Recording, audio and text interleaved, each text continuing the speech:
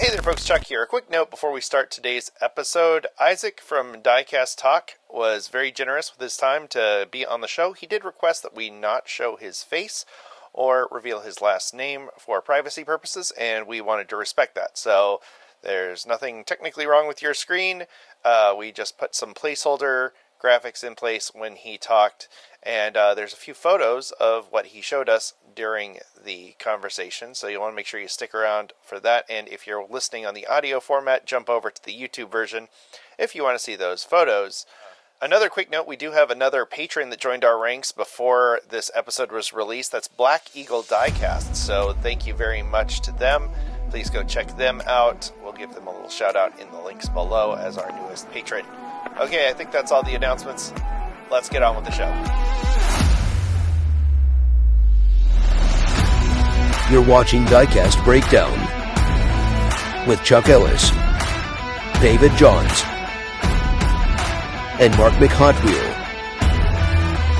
So sit back, strap in, and hang on.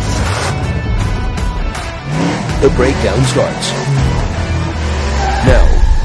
Well, hey there, folks. Chuck here, and welcome to another episode of Diecast Breakdown. I am so happy you're with us today. It really means a lot that you spend some time with us, and we've gotten a lot of new viewers lately, and we really appreciate it. And we've even got a new executive producer level patron. Those are the people that give $20 or more a month to support the show, which is incredible. We are so grateful to them. So a shout out to Reviews Through Another Lens as our newest patron. Thank you, whoever you are. I'll be sending you an email.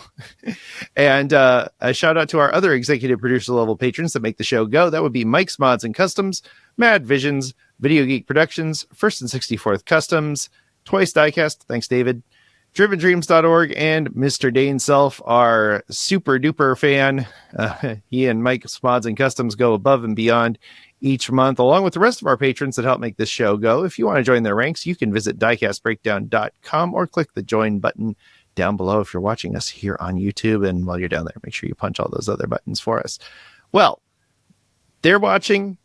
I'm here, but I'm not doing it alone. I'm joined by my co-host, as I frequently am, Mr. David Johns. David, how the heck are you today? Doing awesome, Chuck. I am glad to be here. No place I'd rather be. I love it when you say that. And I've got a special guest co-host.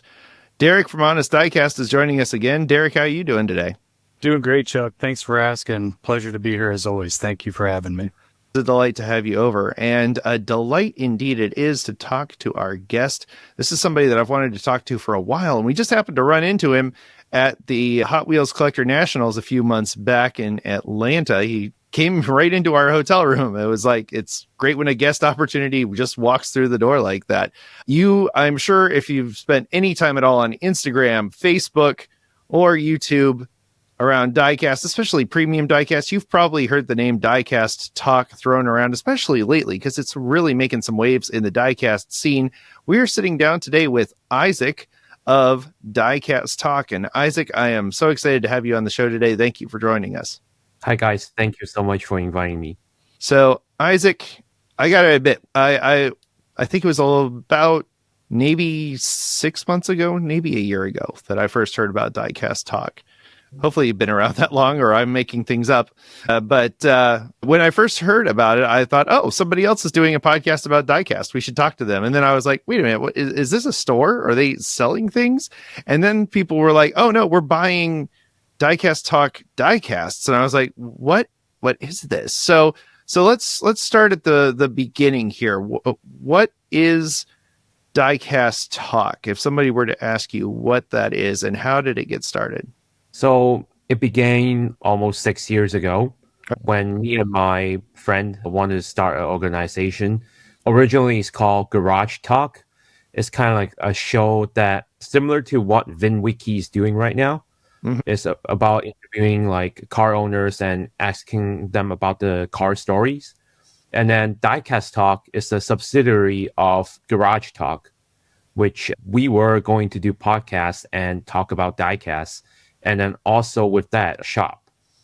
And unfortunately, the Garage Talk part didn't go through. And what's left was just Diecast Talk. And since then, I've been running Diecast Talk ever since. And originally, I was going to just set it up as to share my own collections and talk to people who also collect, and then sell some of my collection because I have way too many stuff.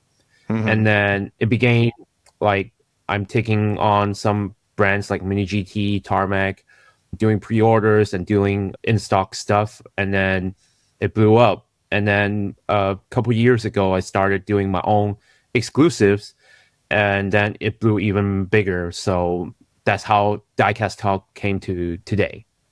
I think a lot of people, Isaac, have seen a lot of the posts going on with these Diecast Talk exclusives from GCD.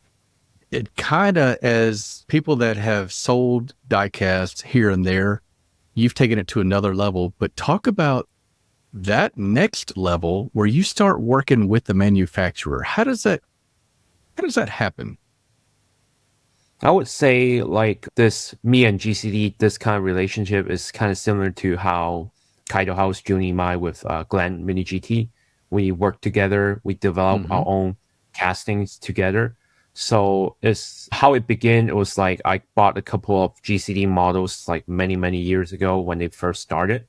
They had a couple Mercedes that actually got a lot of my attention.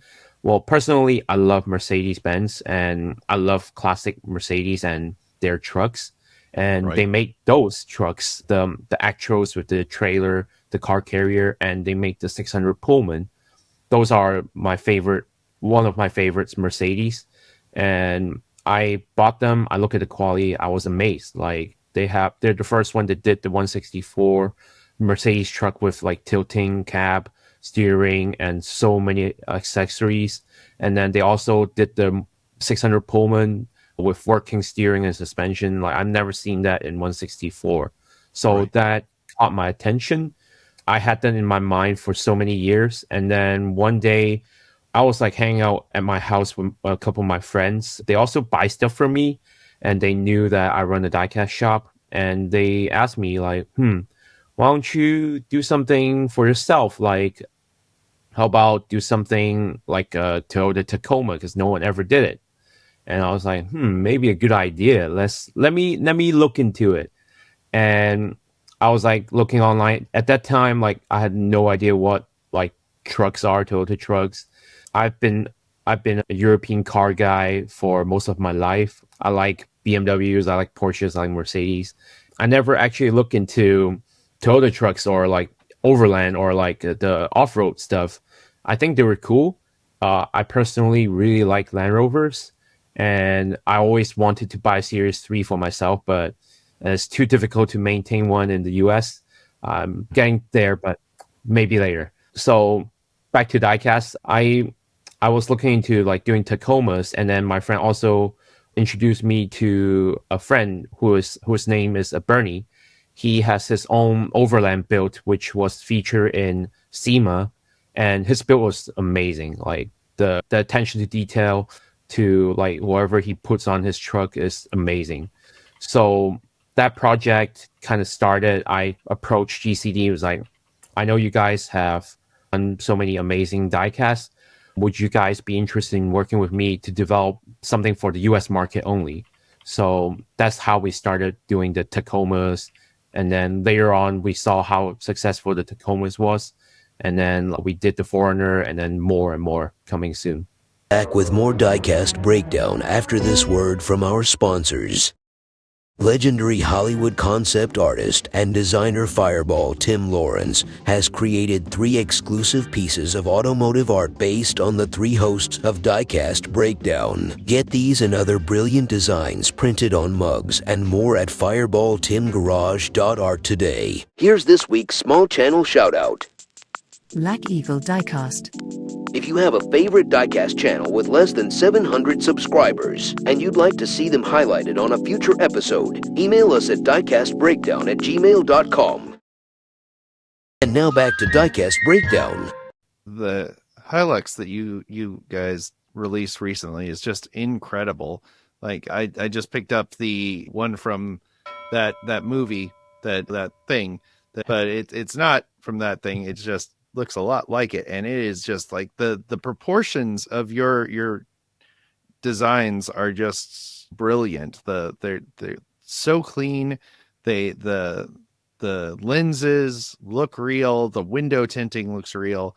It's just like if anybody is on the fence about these cars, like absolutely check them out. And you got to check them out fast because they sell out real quick. I mean, there was one that dropped today as we're recording, and it sold out in less than half an hour. And the Hilux that I bought, it sold out like that. I bought 2 of them, and by the time I went back to see if there was a third, they were gone. So make sure you check that. Check out Diecast Talk, follow their socials. You'll know when it's coming because they don't stick around very long. As you mentioned, you're also kind of a reseller, retail, well, not kind of, you are absolutely a reseller and a partner with these other manufacturers. What are some of the brands that you've noticed sell better overseas that U.S. collectors really need to get on their radar? Things that you feel are underappreciated here in the U.S.? So, I'm originally from Hong Kong. I grew up in Hong Kong, and I started collecting diecast like since I was 5. But I started collecting model buses first, and then later on cars. There's a couple of really famous brand that in Hong Kong or Asia region is called Tomica. They were once here. I think they were gone again. So Tomica is something that most people collect in Asia. It's like the Hot Wheels of Asia. This brand didn't pick up that much in the US, and now they have a premium line. It's called Tomica Vintage Limited. They make amazing stuff, like the accuracy, the accessories that comes with it, the packaging. I think they are doing it really, really good. And unfortunately, there's no distributor in the US. Not sure why Takara Tomy never brought it here. Maybe some licensing issue, but you can still find them at some stores online, but typically a lot more expensive than buying it in Asia. But these Tomica limited vintages are amazing. They should be more collectors buying it in the US. Right. Yep. No, I'm all over that. It's funny. There is one approved retailer for TLV in the United States, and it's a car museum in Nashville called Lane Motor Museum. We actually had the manager of the gift shop come in on the show and talk to us about their museum. But you're right. It baffles me that the only place in the U.S. that is an actual approved retailer of Tomica Limited Vintage is a museum gift shop in Nashville, Tennessee. And anywhere else, you're buying them from somebody who's kind of gray marketed them in or bought them directly and had them shipped over, and then they're marking them up for a ton of money. But I agree. Like I've got a few Tomica Limited Vintage in my collection, and they're outstanding. And in fact, your Hilux made me think of them because of the level of detail. But but even then, they don't have things like this thing has steering wheels.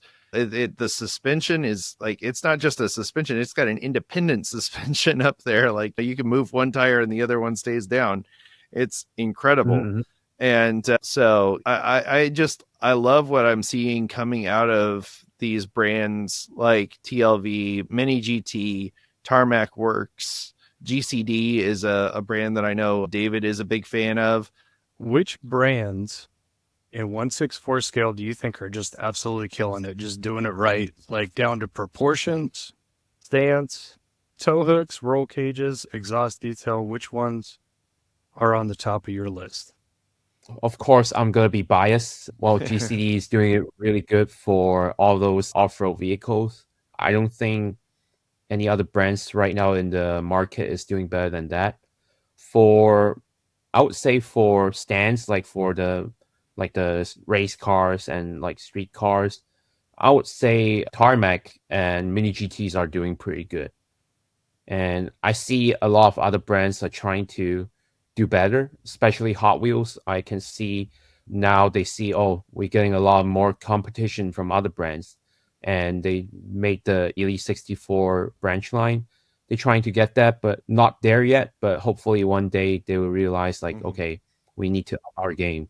That's really awesome that you mentioned that, because that's something that I've mentioned on here on Diecast Breakdown, as well as my own live discussion is that I feel that Hot Wheels, they weren't really paying attention to everybody else because they figured that they were kind of the creme de la creme of diecast, and they were obviously still the most popular choice nowadays. But I feel that they finally woken up and said, "Wow, we've got some real competition here as far as these guys are putting out great quality details. Yeah, they cost more, but it's almost like you get a better bang for your buck." And I think they've really woken up to that. So I'm glad that you mentioned that. And I want to mention that my friend Jimmy Toy Inc. and Ron, the designer, they are working really hard to get things done properly. And I really appreciate their hard work. I see a lot of the effort they made into making better Hot Wheels, and you can see the result is amazing. Yeah, I agree. I just got the Elite 64 928 Safari and the Bugatti 59, which great castings, both of them very nice, but they still kind of have Hot Wheels feel to them. They still kind of have that little extra chunkiness to them. And again, that's fine. That's what makes Hot Wheels Hot Wheels. Like there's always going to be a little bit of stylization. There's going to be really thick paint on it for some reason, but I do appreciate that they are stepping up their game. I'm glad they brought the Elite line back to 64, because for a long time I thought, early on, like way back, we're talking like 20 years ago, when Hot Wheels did their 100% series, those were really good because they were true 64 scale. They were very well done, very well proportioned. I think in many ways some of those were better than some of the Elites that they've turned out lately. But I like that they're bringing that back and they're saying the Elites anyway are true 1/64 scale castings, and bringing that Hot Wheels flair to kind of a premium thing. And again, their price point is significantly less than a Diecast Talk exclusive or even a really nice Tamika Limited Vintage, but it still feels like you're getting something nice. I still feel like, again, I can't get over how much I enjoy the Hilux that I bought from you. Like, when it's done here, it's going on the old wall of fame back here with all our other guest stuff, because I love it so much.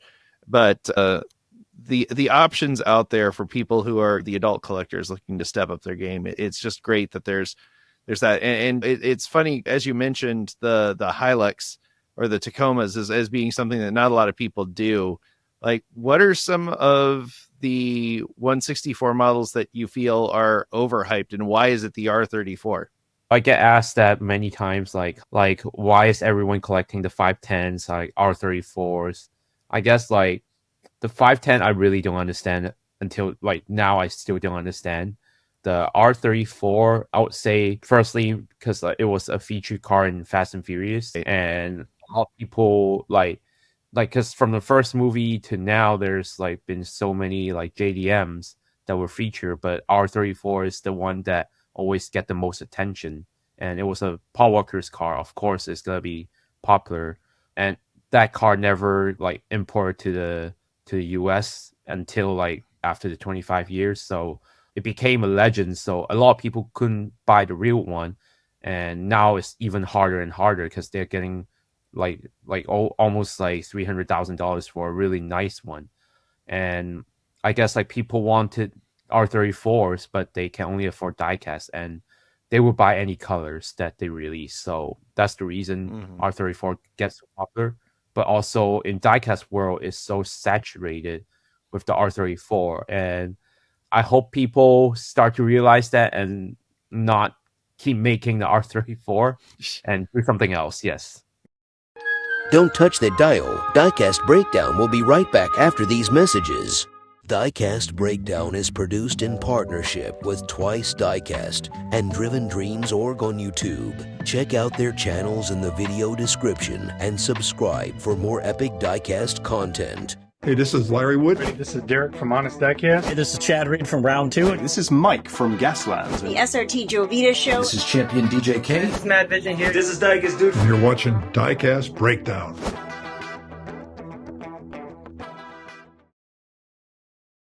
And now, the thrilling conclusion of this week's episode of Diecast Breakdown. Yeah. All right. So, Isaac, I'm going to do my part to shine some light on some other deserving models. And I want to compliment you. You've done well to ally your name with GCD, because when you get super rad limos like a 2003 Lincoln Town Car, which Isaac, that's what my collection's all about, is cool stuff like that. I think you've done yourself a fantastic job in partnering with them.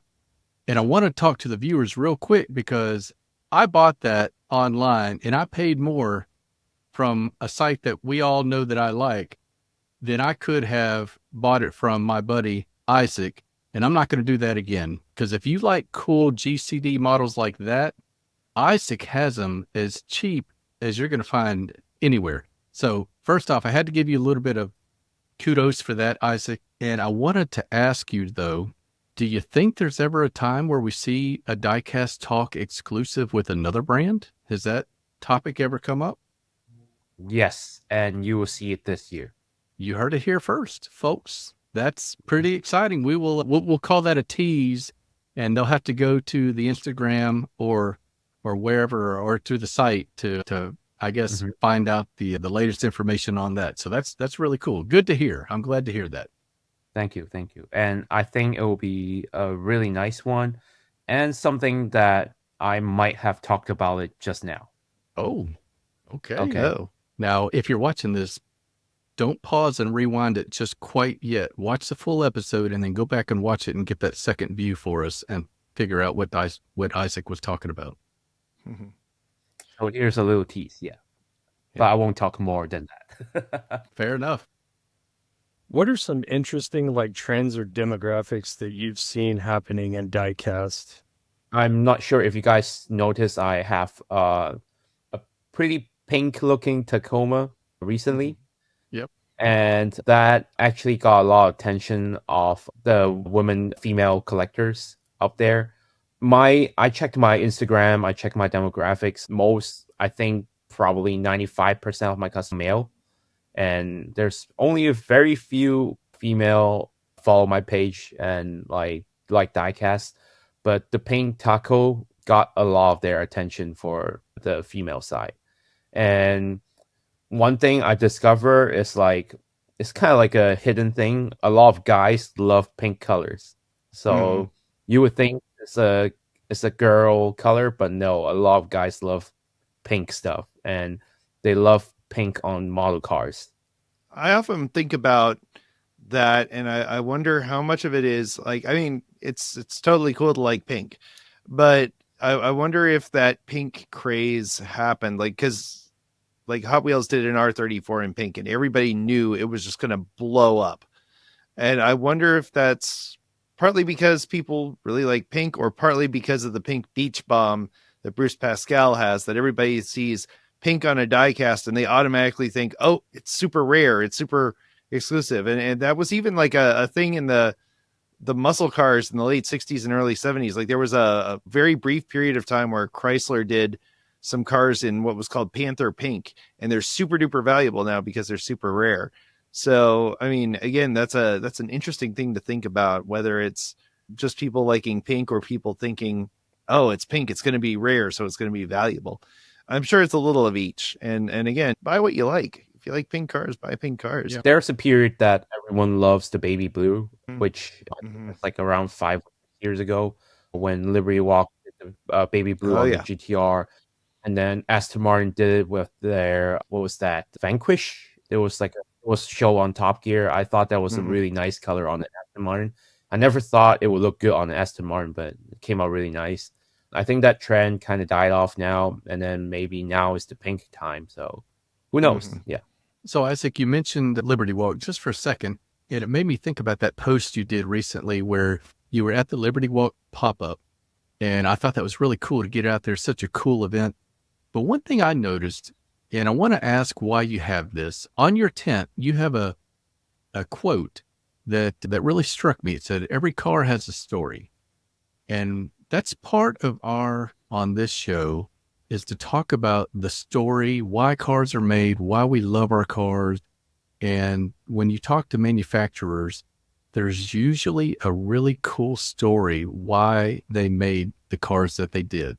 So did that play into why you put that on your tent for everybody to see next to your name when people walk up? So first of all, I didn't came up with this. I won't take the credit. It's actually Felix's idea. So Yep.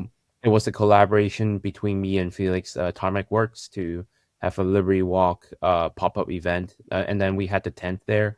And so I won't take credit for that, but I have my own side of story.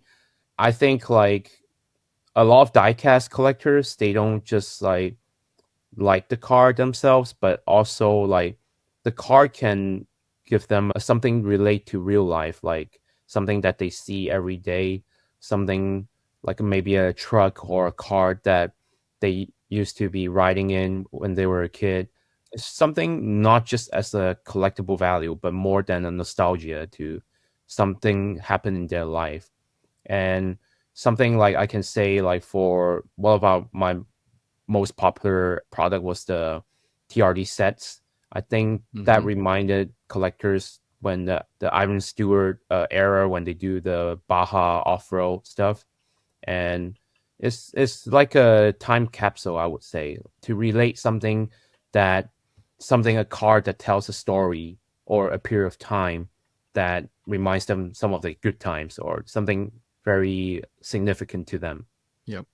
Well said. And agree totally. These cars have so much more value to us than what we spent to obtain them, because it takes us back. I've got an El Camino in diecast, probably one of the ugliest vehicles ever designed, but it reminds me, and I think the statute of limitations has passed on this, but it reminds me of when my dad gave me a sip of beer when I was 5 years old on the tailgate. And I was just sitting there with my dad drinking one sip. I got one little sip as a little kid, but it was on the back of an El Camino. So I'm right there with you. Kudos to you for recognizing that cars are really important, and sometimes to guys, really, really important. And it is fun how they trigger memories like that. Exactly. Obviously, we've all caught the convention bug over the past couple of years. I had the pleasure of meeting David in person in Vegas, and hopefully Chuck this coming year in Vegas. And obviously those two gentlemen attended Atlanta, which I'm super jealous about. But on that note, what are some really good overseas conventions that maybe the privileged U.S. collector can possibly fly to and go check out for themselves? I would say Malaysia Diecast Expo is one of the best in Asia. And also the Indonesia one, which is called IDE. Both are very, very famous in Asia region. And Mini GT, Hot Wheels, and Eno and Tarmac, they all go to these shows. And you'll often find exclusive items that are available only at these shows. And I personally went to the Malaysia one last year. Unfortunately, this year I couldn't go, but last year I had an amazing time. I went to the dinner too with Mini GT. Almost win the auction for the charity. It was the black chrome Lamborghini SVJ, but I lost to some lady from Thailand. It was too expensive for my budget. So, and also something I want to talk about is there's a hobby show. It's called Shizuoka Hobby Show in Japan. It's hosted by Tamiya. They also have other brands that sells diecast. They also have Tomica there to show their future products. And the other side of the hall is people who built their own models, modify them, and it's an exhibition to their builds. And it's like SEMA, it's like a car show that people show off their builds, but instead of real cars, it's like models.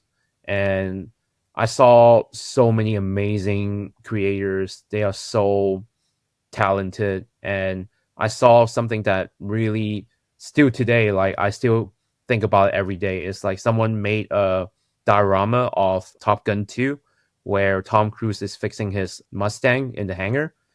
He built the entire hangar. Oh wow. So I was like, no way. Like he built the entire hangar, the closet with like his leather jacket, the patches, the photos, and then the toolbox, the plane, everything is there. I was like, no way. That's amazing. That is so cool. I've never seen something this in the US, and I think this is something that it will amaze a lot of collectors in the US, and they should really go, not just to buy exclusive stuff, but also look at how other people make their stuff. It's just amazing. Can I show Isaac my grails? Yeah, go for it. Okay. So super excited about this. Sorry. But we're talking about exclusives, and Isaac, I just wanted to show you my two grails. They're not convention exclusives, but these are my holy grails in my collection. I think David and Chuck know what they are, but these are the Taiwan 7-Eleven exclusive Tarmacs. Yeah, he did well to get his hands on those. Yeah, it nearly bankrupted me, but you know what? It was worth it. I collect every single Tarmac 991 GT3R, so it meant the world to get my hands on those. But yeah, it's amazing what you can find worldwide that is exclusive and not available to us, because everybody thinks that the US has it so good with Zamax and Red Editions and Kroger exclusives as far as Hot Wheels goes, but there's so much more in the premium diecast world that is exclusive to the outside of the US, which is really neat. Well, I know a lot of collectors are frustrated that they can't fly out to Asia to buy all these exclusives. And sometimes I have some contacts that can help me get those from Asia to here. So if you guys like to buy like these kind of exclusive, like sometimes you can check out my Instagram, and I have them like really quick before everyone else. And that's awesome. Now I'm doing also Diecast Talk exclusive, which is mostly only available in the US. So kind of like a different, like saying like, US, we also got exclusives too, and Asia can't get it. There you go. Well done. Nice. Yeah, that's funny. Well, and I think that's part of what makes the hobby really fun, is that there are these global elements to it, but it also has this local flair to it from time to time. You got convention exclusive cars, and you've got regional only cars or store exclusive cars. So that kind of encourages people to go out and trade and interact with each other, because it could be a lonely hobby if you don't get out there. And that's part of what this show is about, is encouraging people to get out there and talk to other people and do diecast talk, if you will. Mm-hmm. So you go into these conventions as a buyer, as a retailer. What else are you looking for when you go to these conventions? Are you a collector too, or are you just kind of looking for the next deal, or do you buy diecast as well? I buy a lot of diecast. Like before I started Diecast Talk, I already have a huge collection. I love everything that has wheels, pretty much. Mm-hmm. So I started collecting buses first, because like buses in Hong Kong are really popular. They have double-decker buses over there. And then I collected model planes, and then cars, and then now like some trains too. So pretty much everything. So when I get to go to all these like different conventions, when I see stuff there, I'm just like, oh, I want to buy everything, because everything like is, I love everything. Yep. Yeah. So in those conventions, for sure, I'll buy whatever I like. That is more like for memorabilia for me, because I travel so far to go to such an event. So I always keep a set for myself. And whenever I get extras, I'll help out friends over here or customers that like couldn't make it to there. I'll help them to get those exclusive stuff. So a funny thing, I used to be into buses when I was a kid, and I've always wondered this. Does anybody make a really good articulated bus as far as diecast goes? Not for the US market, but for the British market, there were some pretty nice articulated buses, but I've seen some other brands in the US making it, but it's not up to the standard of like over in Asia. Yeah. For those that don't know what an articulated bus is, it's the ones that looks like a bus, and then it has a little accordion section, and then it has a whole another rear half of a bus. I always wondered if somebody made a good model of that.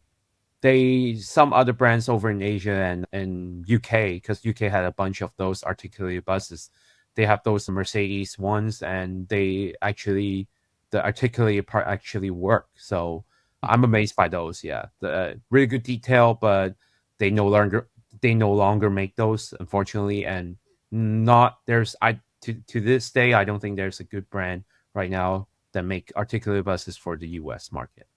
I would love for you to talk about your VIP package, for the Diecast Talk VIP package, and what a person who signs up for that can enjoy. Can you just kind of lay that out for someone who is interested in maybe dabbling in an exclusive model that they can't get anywhere else, and how they can do that on your site?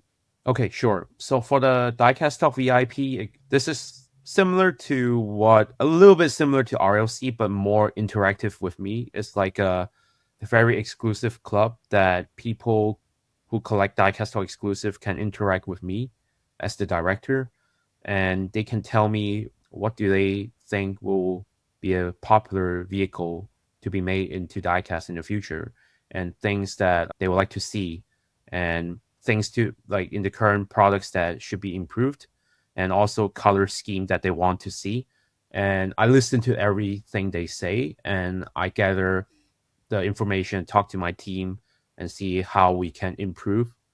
And also, it's a very exclusive club to these members that we offer them priority access to the exclusive drops. They get it a day earlier than the general public, and also they get better discounts. But this membership is very limited. We sold out for this year, and we might open more later on next year. So we do it like yearly, and this year is our 5th anniversary for Diecast Talk, and we'll have Diecast Talk anniversary model, which I can show here. Oh, sweet. Oh, wow. Look at that. It's a black chrome Tacoma with the camper and opens. I love that. Open doors and stuff. And there will be a Super Chase and a Chase model for this car, and they all are very shiny and bling bling. So that's awesome. We'll debut that soon, and I'll show photos of this later on. For those who are listening on the audio feed, be sure to jump over to the YouTube video and check this out, because again, I just never cease to be amazed with the stuff that's coming out from the Diecast Talk exclusives. But Isaac, as we're kind of drawing things to a close here, I just kind of want to give you one more chance to tell people again how they can find Diecast Talk. What are some of the best ways to connect with you, and what are some of the really just best reasons why they should check out Diecast Talk? Sure. You can find us Diecast Talk on Instagram. We are mostly active on Instagram, also on Facebook. We'll be launching our TikTok page very soon, and we'll make videos on TikTok exclusively. And also, you can contact us directly with Instagram Messenger.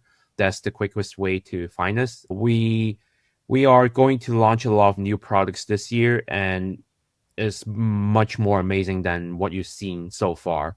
And we would like to get feedback from you guys. Please let us know like what you would like to see in the future, and we'll keep making amazing diecasts. Well said. While we're here, let's do a little show and tell. Let's see what you got for us to see today. So I think in the next couple months we'll be launching this product. It's a Toyota 4Runner Overland Edition with like working swingback bumper.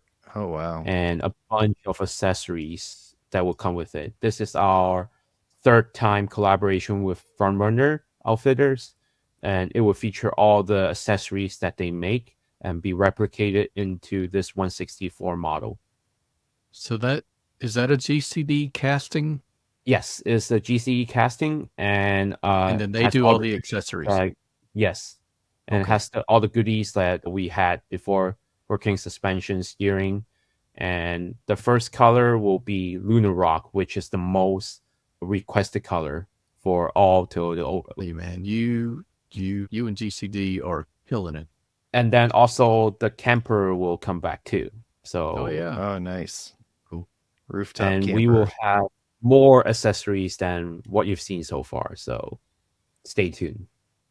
Oh, absolutely. So again, people, check out that Instagram. Go over, sign up for updates, because you never know what's going to happen. And when it does drop, it's going to disappear fast. So make sure you hurry up and get in line, because wow, it's probably one of the hottest things happening in diecast right now. And All right. one more thing. Oh, yes. sure. Oh. Chuck, like you mentioned, you really like the Hilux. We'll bring back the Hilux, and something that I think everyone would know what it is. Look at the Pizza Oh Planet. Man, there's Pizza a little Planet, rocket on. baby. There's a little rocket on top of that Hilux and a camper back. So we won't call it the Pizza Planet, but it is a working truck. It's a work truck. It's a work truck. It's a food delivery vehicle. Yes, it will be featuring the first thing, like these are removable, and then it has the working doors, and then opening hood, and then also the top can be removed, so you can have different accessories. So this will be our next interactive series of model. Hey, how will that top, Isaac? How will that rocket be? Have they ever thought about doing that as magnetic instead of drilling a hole in the roof? Has that ever been considered? Yes, but I think because if we have to make it into magnetic, this part will have to be metal too, which will significantly increase the cost. And we try not to bankrupt everyone to collect these models. So we might do magnetic parts in later on. That's such a cool vehicle. I can't wait to see your take on that. It's probably going to blow away the predecessors if my hunch is correct. There's only one vehicle lacking in your entire lineup, Isaac, before it's complete. 1993 Saturn SL 4-door. Nobody's done a Saturn. I'm just saying you could be a trend setter. He does this every episode. All right. If someone can get us the General Motor licensing, we'll do it. Folks, we do everything with licensing. So if someone can get us to the General Motor licensing department, we'll do it. All right. Okay. I know somebody out there knows who Isaac needs to talk to. Counting on you. All right. All right. Okay. Well, Isaac, again, thank you for joining us on Diecast Breakdown. A delight to get to know you a little better and just spend some time talking about some of the best diecast that's coming out in the world today. So again, folks, be sure to check the description where you can get more information about Diecast Talk, and all the socials will be down there. And while you're down there and looking at stuff, why don't you click on that little thumbs up button, because that really helps let YouTube know that you like what you saw. And if you enjoyed this interview and you know somebody who would benefit from it, send it along. Sharing the episodes is the next best thing to doing what our executive producer level patrons and all our patrons do, which is send us a couple bucks every month to help keep the lights on. It's not a cheap show to do, but we do it because we love it, and we love talking to all these wonderful people and giving you a chance to learn the stories behind the diecast cars that we love so much. So again, thank you for making it to the end of another episode of Diecast Breakdown. A shout out again to our co-host in absentia, Mark. We miss you. We are looking forward to having you back soon. Thank you, Derek, for joining us today as a guest host. And of course, my fearless co-host, David, for doing all of the nice back work that he does behind the scenes to keep the lights on and keep things organized and get these questions out. I couldn't do it without you guys. I'm so honored to be working with all of you. And as always, I want to thank you for coming along with us for the ride. So until next time, stay fresh, cheese bags.